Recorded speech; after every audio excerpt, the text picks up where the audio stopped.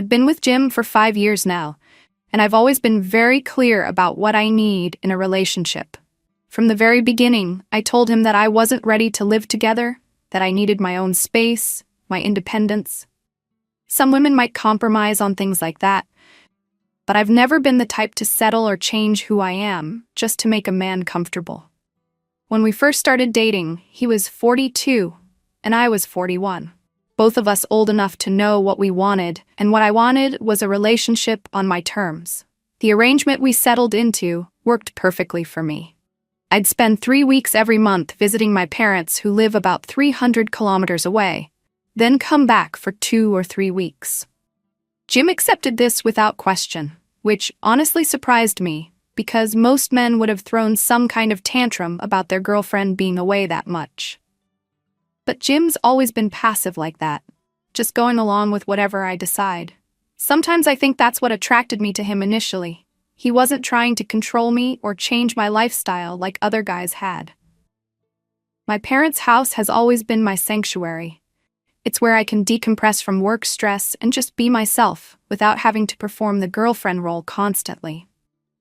Jim never really understood how draining it can be to always have someone wanting your attention, your affection, your time. Even when I'm at my own place, he's always texting or calling, wanting to know what I'm doing, if I want to hang out, if I'm free for dinner. It gets exhausting being needed that much. The sex thing became an issue pretty early on, though I don't think Jim ever realized it. He was always the one initiating everything, which honestly got old fast.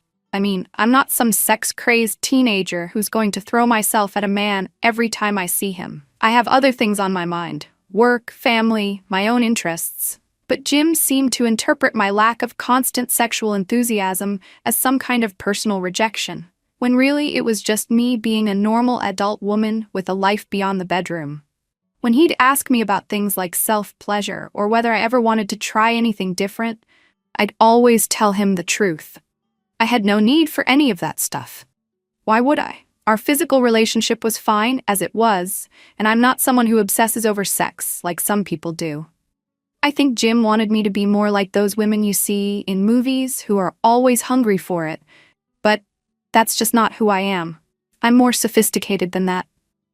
Work started getting really demanding about 6 months ago. I'm in marketing for a mid-sized firm, and we landed this huge client that required me to do a lot of presentations and extra research. The stress was incredible, and the last thing I wanted when I got home was Jim hovering around wanting to talk about his day or expecting me to be all lovey-dovey. When you're dealing with high-pressure situations at work, you need your personal time to decompress, not to perform emotional labor for your boyfriend. It was during one of my parent visits around that time that I met Antonio. He was doing some contracting work on my parents' neighbor's house, and we ended up talking one afternoon when I was getting the mail. Antonio was different from Jim in every possible way: confident, direct, funny, without trying too hard. When he asked for my number, I gave it to him without even thinking about it. There was something refreshing about talking to a man who didn't need constant reassurance or validation. Antonio and I started texting regularly, and I found myself looking forward to his messages in a way I hadn't felt in years. He was interesting, he had opinions about things, he made me laugh. When I was with Jim, conversations always felt like work. Him asking questions, me giving polite responses, him trying so hard to connect that it became awkward. With Antonio, everything flowed naturally. The first time Antonio and I hooked up, I felt like I was finally awake after years of sleepwalking. He knew exactly what he wanted and wasn't afraid to take it, which was such a relief after years of Jim's tentative, permission-asking approach to everything. Antonio made me feel desirable in a way I'd forgotten was possible. When he suggested we try some things to make our time together even better, I didn't hesitate to say yes. I'd never been in a sex shop before, but Antonio knew exactly what to look for. We got a couple of cock rings and some nipple suckers, and I have to admit, using them with Antonio was a revelation. This was what I'd been missing with Jim: actual passion, actual excitement, the feeling that sex could be an adventure instead of just another relationship obligation. Antonio knew how to use everything properly. knew how to make me feel things I didn't even know I could feel. After that first time with the toys, going back to Jim felt impossible. How was I supposed to get excited about his boring, vanilla approach when I knew what real intensity felt like?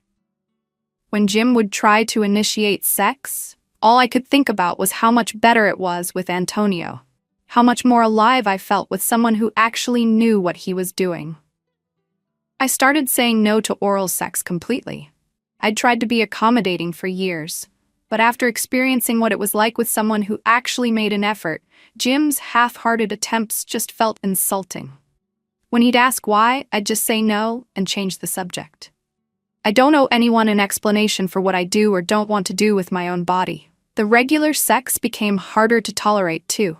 I'd find myself making excuses. I was too tired, I didn't feel like it, I had a headache, I was stressed about work. All of which were true, by the way. When you're dealing with a demanding job and a boyfriend who constantly needs attention, and then you have this amazing secret relationship that actually fulfills you, it becomes pretty obvious where you want to spend your energy. Jim started getting clingy around this time, calling more often when I was at my parents', sending long texts about missing me and wanting to talk. It was suffocating. I'd gotten used to the freedom of my arrangement with him, and suddenly he was trying to insert himself into every moment of my life. I started responding less frequently to his messages, keeping phone calls short, making it clear that I had other priorities. The work excuse became my go-to response for everything. I can't talk long. I have presentations to prepare. I'm exhausted from meetings all day. This project is consuming my life. All technically true, work was stressful. But it was also convenient that Jim never questioned it, never pushed back. He'd just accept whatever I told him and try to be understanding, which honestly made me respect him even less. 2 months ago, I basically stopped pretending to be the girlfriend he wanted. I was hardly calling him at all, barely responding to his texts, and when I was at my place and he wanted to spend time together, I'd usually claim I was too tired or too busy. The truth was, talking to Jim had become tedious. After spending time with Antonio, who was funny and confident and made me feel like an interesting person, going back to Jim's needy questions and boring conversation felt like a chore. Antonio and I had gotten into a routine by then. When I was visiting my parents, we'd spend almost every evening together. He'd come over after work, we'd have dinner, and then we'd use the toys and have the kind of sex that actually meant something. Antonio never asked me about my relationship status, never made things complicated with emotions or expectations. He understood that what we had was about pleasure and excitement, not some fairy tale romance. I'd gotten careless about hiding the evidence, I'll admit that. When you're living a double life for months and nothing bad happens, you start to feel invincible. I'd bring the toys back and forth between my place and my parents', keeping them in a small bag in my suitcase. Usually I was careful about putting everything away properly when I got home, but after my last visit with Antonio, I was distracted and exhausted. I'd had an incredible 3 weeks with Antonio. We'd tried some new things, spent more time together than usual, and I was already missing him before I'd even left my parents' place. When I got back to my own house, I was rushing to unpack and get ready for Jim to come over the next day. I must have grabbed the used cock ring from my bag and just tossed it in the bathroom drawer without thinking, assuming I'd deal with organizing everything later. Jim came over the next evening like always, acting like a puppy who hadn't seen his owner in weeks. He was asking about my trip, wanting to hear about everything I'd done, trying to reconnect in that desperate way he always did after I'd been away. I gave him the usual responses about spending time with my parents, helping them with house projects, relaxing and decompressing from work stress. I was in the kitchen making dinner when I heard him rummaging around in the bathroom. "Looking for dental floss," he called out, and I didn't think anything of it. Jim was always looking for something. He never remembered where I kept things in my house, even after 5 years. I was focused on cooking and thinking about some emails I needed to send for work the next day. When he came back to the kitchen, he seemed quiet, but Jim's always been moody, so I didn't pay attention. He ate dinner without saying much, which was actually a relief because I wasn't in the mood for his usual attempts at deep conversation. After dinner, he said he had to leave early for some work thing the next morning, and I was honestly glad to have the evening to myself. Over the next few days, Jim was acting weird. He'd call and then seem distracted during our conversations, like he wasn't really listening to my responses.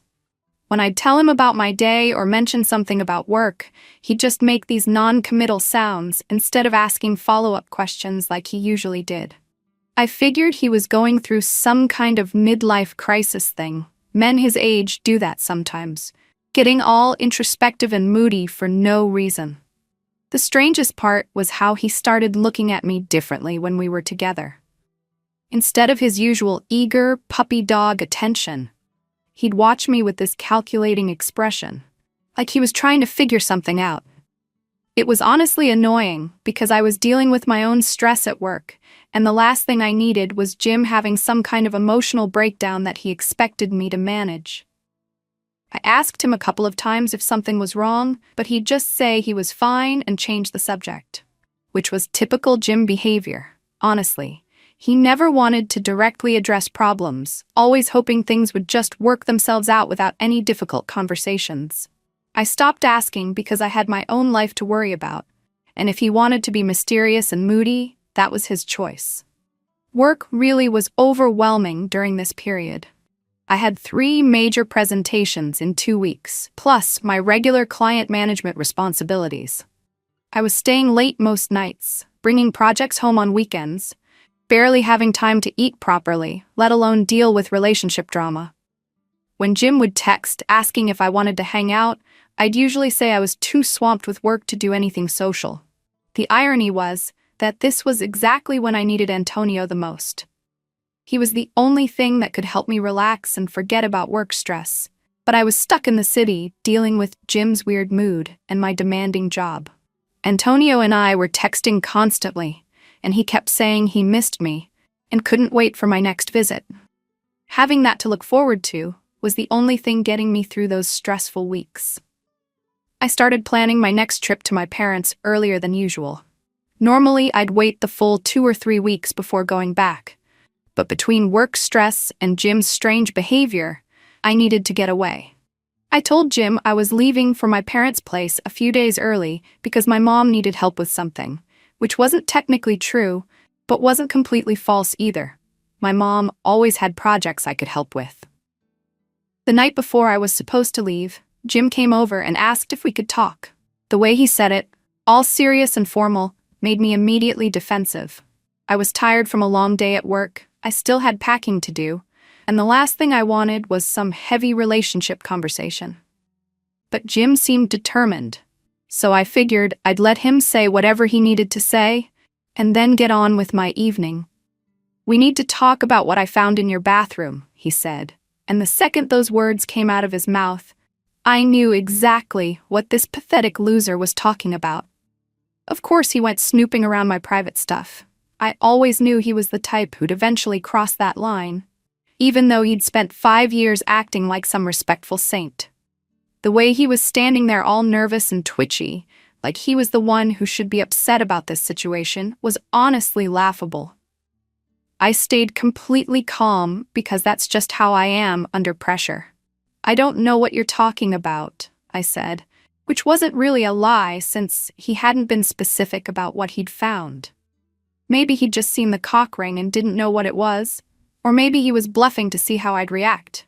Jim's not smart enough to be manipulative usually, but desperate people sometimes surprise you. "The cock ring, Daphne. The used cock ring in your bathroom drawer." His voice was shaking, which would have been pathetic if it wasn't so annoying. "And I found more stuff in your bedroom, toys that we've never used together." I was already 3 steps ahead, thinking about how I was going to flip this whole thing around on him. Really, what kind of man goes digging through his girlfriend's personal belongings? That's the real violation here. "So you went through my private things without permission," I said. "You violated my privacy, and now you want to interrogate me about what you found." 5 years, Daphne. 5 years I've been trying to make you happy, and you're cheating on me with someone else."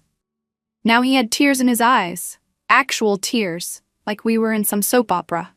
It was honestly embarrassing, watching a grown man fall apart like this. "I never promised you monogamy," I said, which was true. We'd never had that conversation explicitly. And I'm not the type of person who makes assumptions about relationship boundaries. You assumed we were exclusive, but we never actually agreed to that. The look on his face was priceless, like I'd slapped him or something. "We've been together for 5 years. We've been in a relationship. We've been dating," I corrected him. "We don't live together. We don't share finances. We've never talked about marriage or a future together. You've been content with this arrangement for 5 years, so don't suddenly act like we had some kind of deeper commitment." Jim was pacing around my living room now, running his hands through his hair like some kind of crazy person. "The toys, Daphne. You told me you had no interest in that stuff. You said you didn't need any of that." "I don't need it with you," I said, because honestly, that was the truth. With Jim, sex was just another relationship obligation, something to check off the list to keep him satisfied. With Antonio, it was actually exciting, worth putting effort into. Different relationships serve different purposes. "Who is he?" Jim's voice was getting louder, which was making me angry, because I don't like being yelled at in my own home. "How long has this been going on?" "That's not your business," I said. "What I do when I'm not with you is my private life. When you're visiting your parents..." It wasn't a question. "All those trips to your parents, you've been fucking someone else." The crude language was so unlike Jim that it actually surprised me. Usually, he was all polite and respectful, never talking about sex directly. But I guess discovering your girlfriend's secret life can change a person's vocabulary. "My relationship with Antonio has nothing to do with you," I said, and immediately regretted using his name. But it was too late now, and honestly, I was tired of pretending. "He gives me something you can't give me." "What? What does he give you that I can't?" The question was so pathetic I almost laughed. "Passion, excitement. He knows how to make me feel like a woman, instead of just going through the motions because it's expected." Jim sat down heavily on my couch, putting his head in his hands. "I thought we were happy. I thought you were satisfied with our relationship." "You thought what you wanted to think," I said. "You never asked me if I was happy. You just assumed that because I didn't complain, everything was perfect. You stopped wanting to have sex with me. You stopped calling, stopped texting back. I thought you were just stressed about work." I was stressed about work, but I was also getting my needs met elsewhere, so I didn't need to rely on you for everything anymore. The silence that followed was deafening. Jim just sat there staring at me like he'd never seen me before, and I stood there waiting for him to either leave or say something productive. This whole conversation was exactly why I'd avoided it for so long. It was messy and emotional and completely unnecessary. "Do you love him?" Jim finally asked. "Love is a complicated word," I said. "I enjoy spending time with him. He makes me feel good about myself. He doesn't expect me to be someone I'm not." "And I do?" "You expect me to be grateful for mediocre sex and boring conversation. You expect me to prioritize your feelings over my own needs. You expect me to be satisfied with a relationship that doesn't challenge me or excite me." Jim stood up slowly, like he was moving through water. "I need you to choose, him or me." The audacity of that demand actually made me laugh. "You don't get to give me ultimatums, Jim. That's not how this works." "Then I'm choosing for both of us," he said. "We're done." "Fine," I said, because really, what else was I supposed to say? If Jim couldn't handle the reality of our relationship, that was his problem. I wasn't going to beg him to stay or promise to change who I was just to accommodate his insecurities. He walked toward the door, then turned back. "I really loved you, Daphne. I would have done anything for you." "I know," I said, because that was the problem. Jim's love was suffocating and needy, and based on this fantasy version of me that didn't exist. Antonio's approach was so much healthier. He wanted me for who I actually was, not who he needed me to be. After Jim left, I felt relieved more than anything else. No more pretending to be interested in his boring stories, no more managing his emotions, no more guilt about not being the girlfriend he wanted.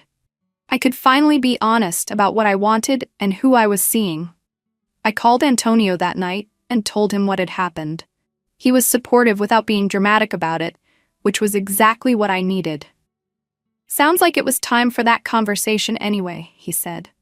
"Now, you don't have to sneak around anymore."